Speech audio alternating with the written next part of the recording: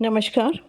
आज हम 8 से 11 वर्ष के बच्चों की भावनात्मक चुनौतियाँ और उनके समाधान के बारे में बात करते हैं। 8 से 11 वर्ष की आयु को मनोवैज्ञानिक मिडल चाइल्डहुड हुड कहते हैं।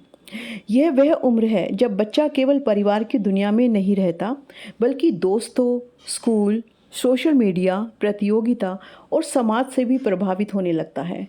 इस उम्र के बच्चे अक्सर अपनी भावनाएं पूरी तरह व्यक्त नहीं कर पाते और वे कहते हैं कुछ नहीं हुआ, लेकिन उनके मन में बहुत कुछ चल रहा होता है। आइए कुछ भावनात्मक चुनौतियों को समझते हैं। सबसे पहले लेते हैं हम एक भावनात्मक चुनौती है कि जो तुलना से हीन भावना पैदा होती है कि जब हम किसी बच्चे की किसी दूसरे बच्चे से तुलना करते हैं, तो वहाँ पर बच्चे के अंदर एक हीन भावना आती है। जैसे एक 10 वर्षीय बच्चा 80% अंक लाता है। घर पहुँचते ही पहला प्रश्न होता है, श्रेया के कितने अंक आए? यानी कि किसी भी दोस्त के लेके उनके दोस्तों के बच्चे के अंक ना देख के दोस्तों के अंकों में ज़्यादा रुचि लेना। तुम्हारे दोस्त तो 95% लेके आया है। बच्चा सोचने लगता है कि उसकी पहचान उसके अंकों से तय होती है। तो एक जो मनोवैज्ञानिक वो कहते हैं कि इस उम्र में जब बच्चे की तुलना की जाती है, तो बच्चा क्या सोचता है, मैं सक्षम हूँ या नहीं का उत्तर खोज रहा होता है। लगातार तुलना उसे ये महसूस करा सकती है कि वह पर्याप्त अच्छा नहीं है। तुलना की जगह उसकी प्रगति पर ध्यान देना चाहिए। उसने जो भी कुछ अच्छा किया उसके लिए उसे शाबाशी देनी चाहिए और ये पूछना चाहिए कि इस बार तुमने क्या नया सीखा। तो प्रयास की सराहना करनी चाहिए, ना कि परिणाम की। दूसरा, एक इस उम्र के बच्चे में एक और होता है कि दोस्ती टूटने और समूह से बाहर होने का डर। कि बच्चे जो है इस उम्र में जो है अपना ग्रुप बनाने लग जाते हैं, दोस्त बनाने लग जाते हैं और उनको ये डर लगातार सताता है कि कहीं दोस्ती ना टूट जाए, कभी ग्रुप के बच्चे जो हैं उसे ग्रुप से बाहर ना कर दे। इसके लिए एक उदाहरण हम देख सकते हैं कि एक बच्ची रोज़ जो है 3 सहेलियों के साथ खेलती थी। एक दिन उसे व्हाट्सएप ग्रुप या खेल में शामिल नहीं किया गया। वह घर आकर चुप हो गई। अब माता-पिता को लगा कि ये तो बहुत छोटी-सी बात है, लेकिन उन्होंने उसके लिए कोई बात नहीं की बच्ची से, ना ही उसके मन को समझने की कोशिश की। लेकिन उस बच्चे के लिए एक बहुत बड़ा भावनात्मक आघात था। इस उम्र में साथियों की स्वीकृति बहुत महत्वपूर्ण हो जाती है। बच्चे अपने मित्र, अपने समूह से अपने आप को जोड़ने लग जाते हैं और उसी के अंदर अपनी पहचान बनाने लग जाते हैं। तो ऐसे में जो है बड़ों को ये नहीं कहना चाहिए कि कोई बात नहीं, कोई और दोस्त बन जाएगा या कोई छोड़ो इस चीज़ को, ऐसा नहीं। बल्कि उससे जो है उसकी भावनाओं को जितना मैक्सिमम निकाल सकें उसके मन से निकालिएगा। बच्चे को बोलिएगा कि तुम्हें कैसा लग रहा है? उसे नए मित्र बनाने के नए-नए कौशल उसको बताने चाहिए। उसके मन के अंदर से वो एक हीन भावना निकालनी चाहिए कि उसको ग्रुप से अलग कर दिया गया है, तो उसके अंदर कोई कमी है। ठीक है ना? अब कई बच्चे क्या करते हैं कि वो फिर धीरे-धीरे जिन बच्चों का जो आत्मविश्वास वो कम होता चला जाता है ऐसे, जिनके माता-पिता उनसे अच्छी प्रकार से बात नहीं करते हैं, उसकी भावनाओं को पूर्ण रूप से समझकर कोई समाधान नहीं सुझाते हैं, तो उसके अंदर जो एक असफलता का डर घर करने लग जाता है। तो फिर ऐसा बच्चा क्या करेगा? मान लो कहीं प्रतियोगिता की बात चल रही है, तो वो उस प्रतियोगिता में हिस्सा नहीं लेना चाहेगा और अगर उसे पूछेंगे तो उसका एक जवाब होगा, अगर मैं हार गया तो सब हँसेंगे और वह कोशिश करने से पहले ही पीछे हट जाता है।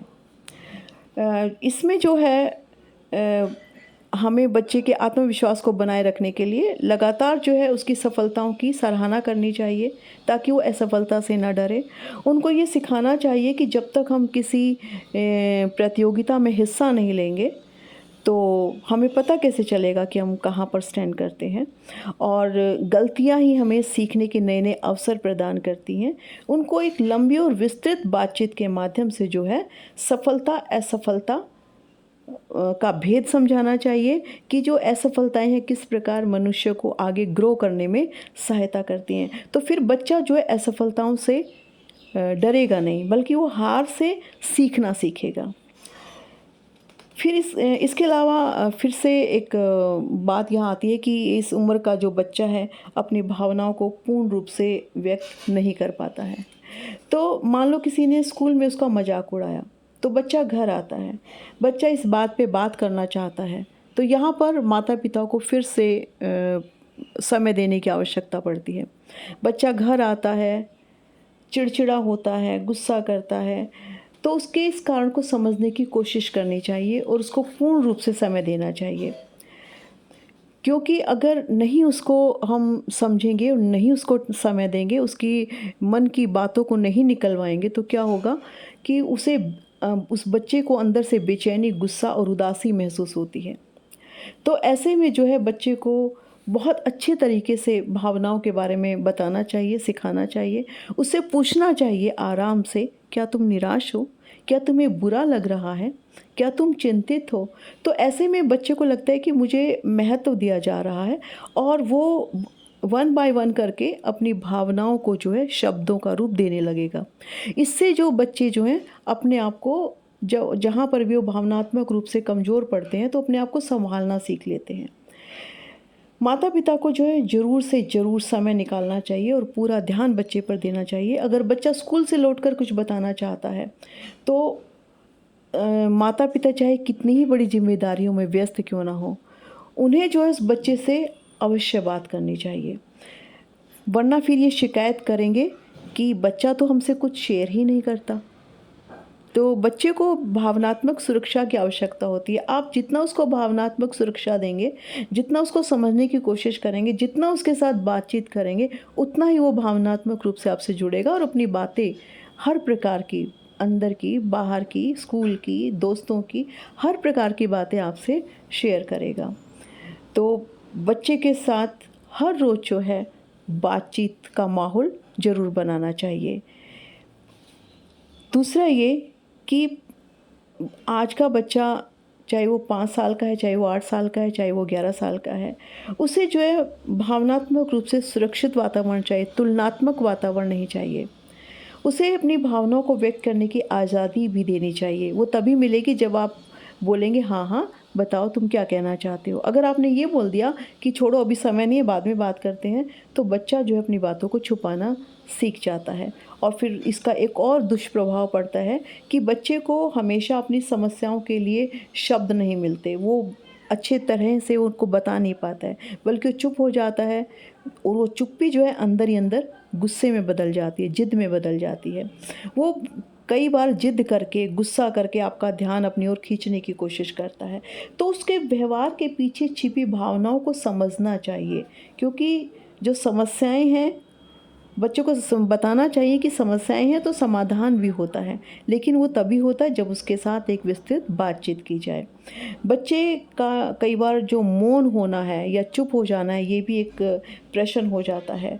क्यों? क्योंकि वो मन में सोचता है कि मेरी बात को कोई समझने वाला नहीं है, मेरे से कोई बात करने वाला नहीं है। तो धीरे-धीरे फिर वो अपने आप को जो है अलग-थलग करने लग जाता है। अगर उसके साथ आप बातचीत करते हैं तो उसका भावनात्मक विकास स्वस्थ रूप से होता है और वो अपनी बातों को बहुत अच्छे प्रकार से कह पाता है। इसके साथ ही नमस्कार और सुनने के लिए धन्यवाद।